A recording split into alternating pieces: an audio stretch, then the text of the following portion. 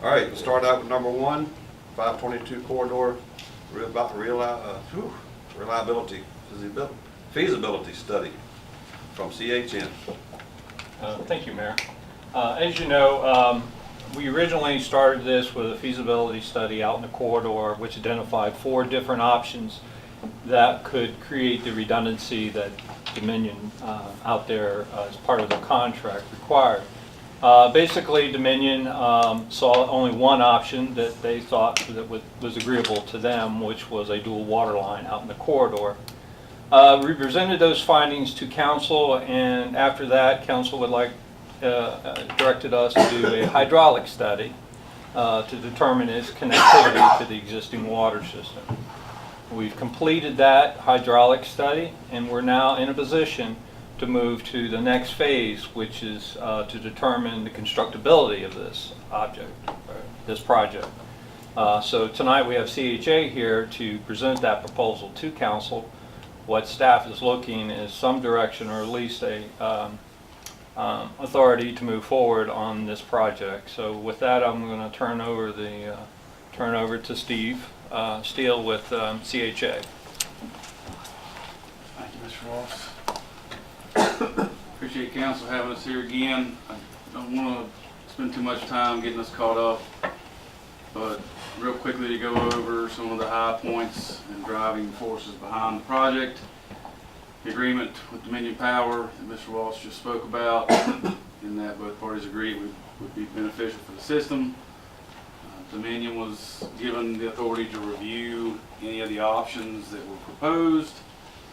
They are going to pay up to 75% of the cost, up to $3.5 million. That money's still sitting in an account, and we've got a Dominion representative here that'll have a few words after I get finished about that. And as Mr. Waltz mentioned, their comments were that the only thing that they felt met the intent of the agreement was a parallel line, not a tank, not any of the other types of things that were looked at. So the needs of the project, in addition to the agreement with Dominion, the current 2014 water projection indicates that half of the future water demand that the town will need to supply will be in that corridor. And we're updating those numbers now with Mike Kisner on a full-blown 50-year CIP projection plan on what other improvements may be needed in the system to take in future economic development, handle the housing that may or may not come in based on future land use, really give you guys a map, if you will, to show how that growth is going to possibly occur and what improvements to the water system will be needed to be able to support that. And so this is very much a big part of that. So trying to highlight the fact that there's not only a need for the Dominion, but overall the system is made more robust and more redundant with this effort. A water main break would be very costly to the users in the corridor that are there now, and an additional water line will increase redundancy and capacity. The other component that I wanted to make council aware of is that the $3.5 million that is in the bucket has not increased with the increased cost of construction. So as time continues to go by, just like the dollar that sits in an account that isn't interest bearing, the amount of work that money can pay for is less and less. So just something to keep in mind as time moves forward, that 3.5 isn't increasing as the cost of pipe, the cost of fuel, the cost of construction also increase. So that's a time issue, and then just need to make sure we budget accordingly. So as Mr. Waltz mentioned, we have provided a task order to the town that will include the scope of services as we move forward to decide what the alignment looks like, what possible construction constraints or barriers that there may be out there. Mr. T. Waltz talked about VDOT concerns, if we were even going to think about putting it in anywhere in proximity to that bridge. Would they allow you to hang it on the bridge? Is there a geologic issue with boring under the river? in any specific location? Is there one that's a little bit better than the other? And so this will look at each of those potential alignments, where they come off of the system, making sure that hydraulically, if we come out of any particular portion of the town, if there are improvements needed within the existing town system to make that point work, that needs to be included in the cost and be part of the overall project. Because we can't connect to a part of the town system and then find out that we should have made it an 8-inch at 10, and oh, well, that wasn't in the project, that's an afterthought.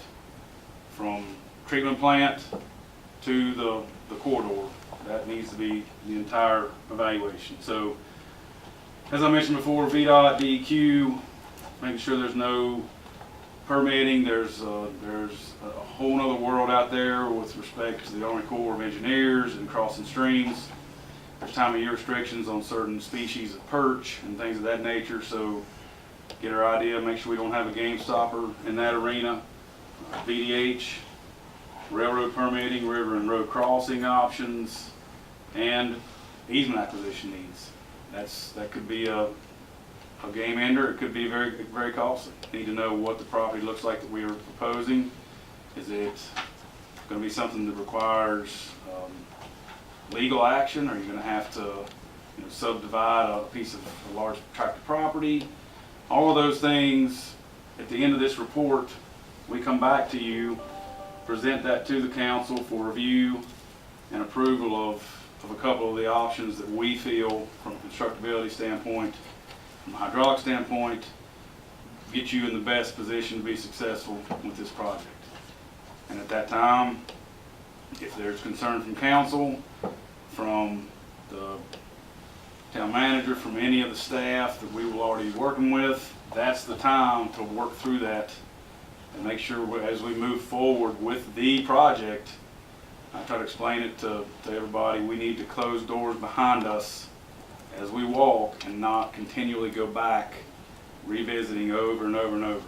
And that'll be my job, to make sure that you feel comfortable closing the door on a decision and we've fully vetted it and we're good moving forward.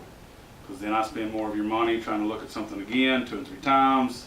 So you guys keep me in check and I'll do my job to make sure we move forward with our eyes wide open with all the information that we need.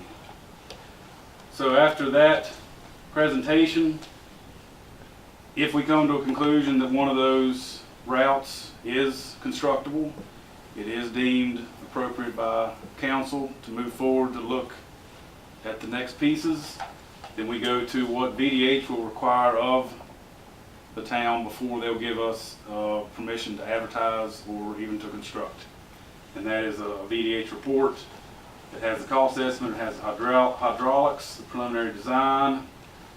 That will be presented to you guys again, and then that report, if acceptable to council, would be sent to VDH as an official submittal. They review it, they give it their stamp of approval, and then they give the town a certificate to construct the project. And so everybody has, the boxes have been checked off, we followed all the rules, and then this kind of gives us the roadmap. Right now, all we're asking for is approval of this phase 1, feasibility study. That means we come back with the findings, you guys get another crack at this again. We're not running straight to VDH or something because there's work to be done.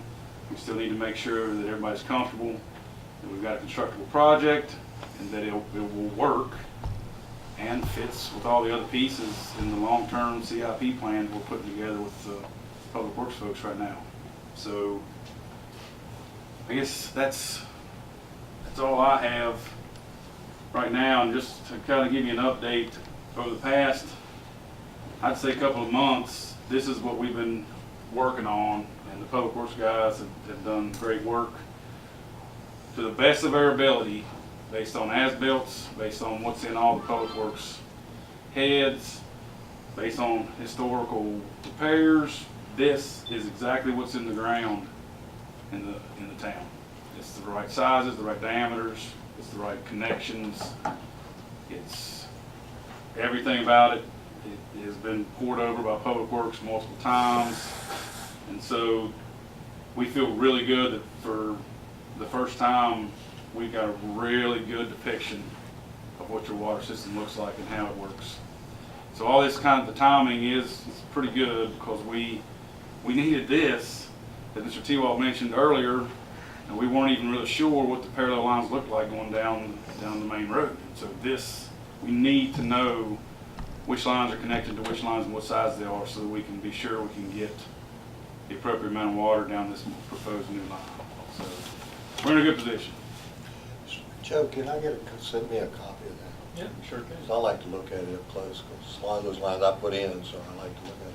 We'll see if we can get you a bigger copy. Okay. No problem.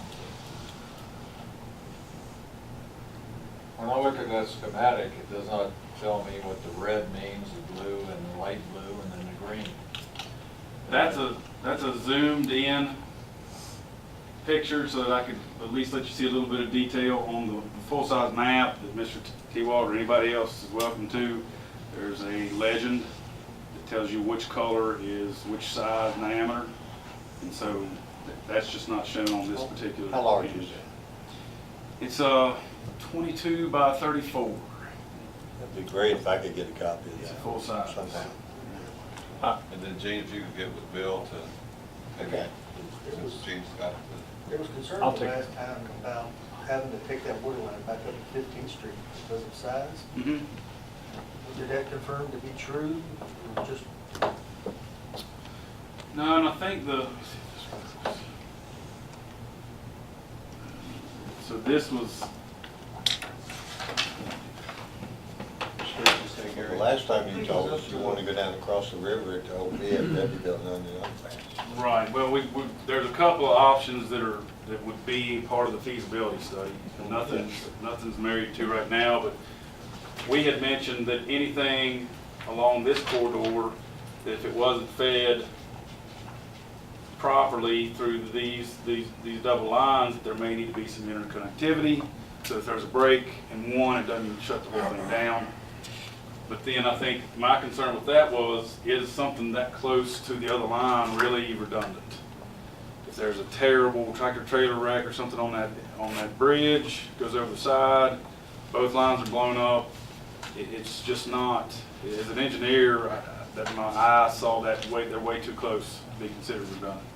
So we looked at a couple of options. There's an existing crossing here, and there's Shady Lane. There's already some development possibly going right there. So there's some stuff that all those pieces need to fit together so that road map for the town. I was just telling Mike Kisner earlier in our meeting, the worst thing we can do is as we make repairs ahead of paving, talking with Robbie about that, if a line that's 8-inch now, based on what we find out, ultimately needs to be 10, let's not put an 8-inch back in the ground right now. And let's have enough planning and these types of documents so that everybody involved from Public Works to here knows what we're trying to do long term. That's going to be where our road comes. Right. So It'll be ideal. I thought we already had an agreement with Shady Lane across there. That's the EastWest Connector. Well, I know, but this is, we also, when I last talked to them, we had a discussion about water too. What are you talking about, Bill? When you and I met with Ben Zana. Well, we put a new water line in Beachfront Parkway, and that tied into the one that goes down 606. And so, which was, I think we got a think Bill 18-inch may be sleeve or referring to 15-inch sleeve under the road. Mary Shady Lane at the intersection. The problem with Mary Shady Lane, and what we looked at before, was it's just so hard to get down over to that river and cross that river at that particular location. right. That's the only way you're gonna get redundancy though, is to go in another direction other than a parallel to that one. Yeah, well, there's a power corridor right here as well that looks attractive and interesting to consider as well. It's already cleared, and I think, again, those are the different types of things we need to vet out. Okay. I understand, Steve, but where would it tie in if we put redundancy in across the river? We would still tie into the bottom of those two spurs. Okay, so I can't see that. Correct. And again, I zoomed in on, if I came all the way out, it would just look like a couple of crayons. But if we get this map in this full extent, then we can see all that. You see I'll your get fire system. I'll get a map for all the council, get it distributed. Real quick, the feasibility test we're gonna move on forward with, what's the turnaround time on that? Well, the different components will have different schedules. Unfortunately, the permitting folks, Army Corps and such, they get 45 to 60 sweet days of, So we're looking at 2019 to be able to react to it. I think if we want to get full vetting from all the different agencies, I don't know if there's any VDOT folks in here, but sometimes that doesn't get responded to super fast. Would you say 3 to 6 months, Steve? Is, I think that's probably Realistic. very, very reasonable. That's Yes. very, I mean, that's good. very limited. Okay. And then DEQ gets involved after 6 months, right? We won't let them sink their teeth into us just all the way There you go. yet. We need to just make sure we don't see any slammed doors before we spend any real money. So that's kind of what we're looking at. Joe, I understand we have a special guest that you would like to.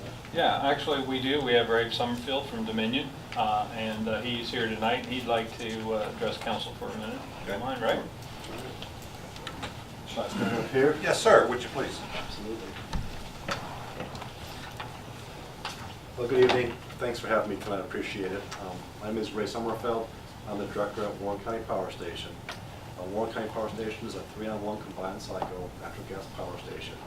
We produce 14,000 megawatts of power that serves the local businesses, the community, and beyond those areas that we serve here.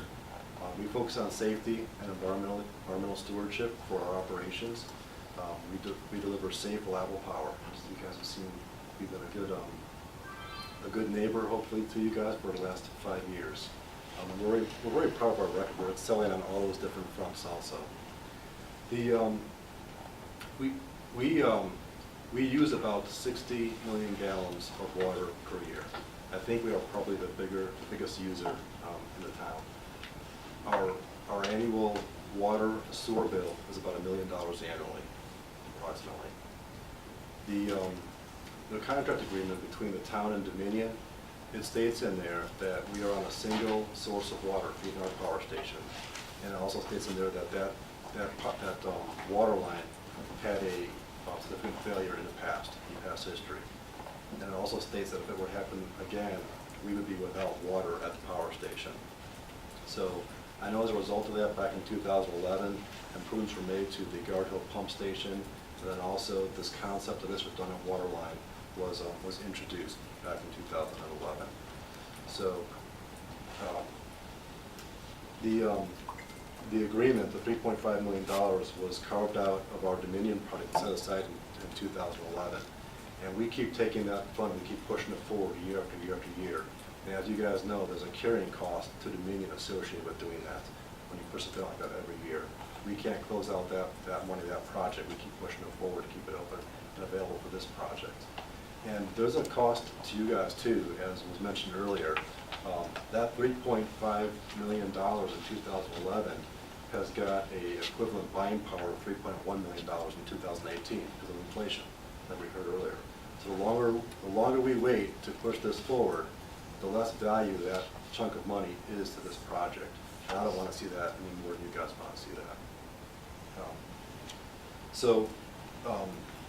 I guess to conclude, this project is really important to the reliability of the power station going forward.